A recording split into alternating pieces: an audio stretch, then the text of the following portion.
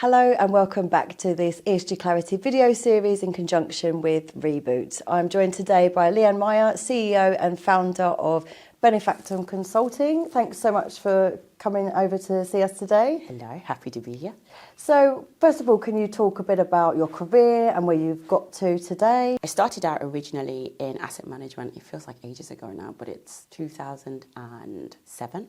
And then the whole time I stayed up until 2007 to 2012. Then I took a year out. We can talk about that afterwards. And then I started again back at PIMCO in Munich, and I was there for 8.5 years. And then in 2021, as a culmination of experiences, expertise, and everything else, I launched my own consultancy that seeks to help financial services really commit to their gender equity strategies in looking to retain women, but with a very explicit focus on how that impacts Black women in the organisation. Okay, and tell me about that year out. The year out was, and I know we don't talk about mental health all the time, but the year out was I just reached a point where I needed to take a break from the industry, and I didn't necessarily have a plan, but that plan still helped form eventually, once I got my clarity back, to kind of move me into the next stage and the next phase, which is a really important part of who I am today. Thank you so much for sharing that with us. And can you talk a bit about what you've found with the business since you founded it? What have you been discussing with some of the companies that you've been talking to? So the year before, we did it's called Closing the Chasm. And basically what it looks at, the experience of Black women across Europe, is actually industry agnostic, but each year we get an overwhelming representation due to my background from financial services. The results of the first year looked to specificity. So it's like, what is it that Black women expect of their employers? And what came back was DEI initiatives are not serving Black women within organisations. Okay.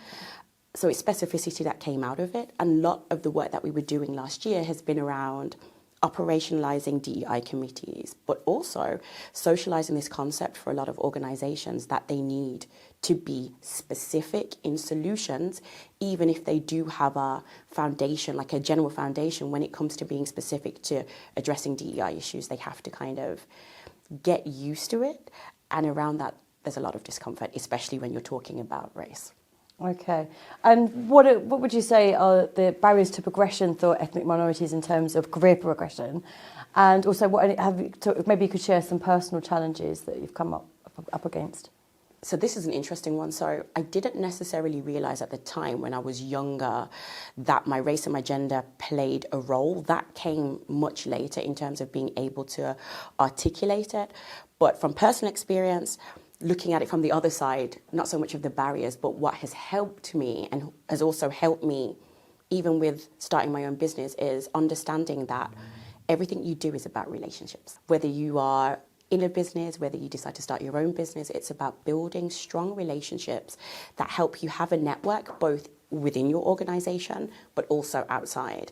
And I think sometimes it's the access to networks, and this is also what's come out of our report this year, is access to networks, access to sponsors, access to mentors is sometimes difficult.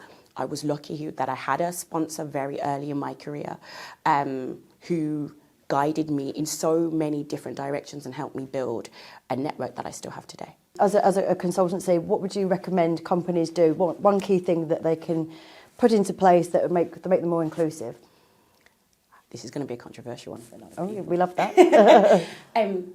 But I still think a lot of organisations are still overlooking the power of employee resource groups.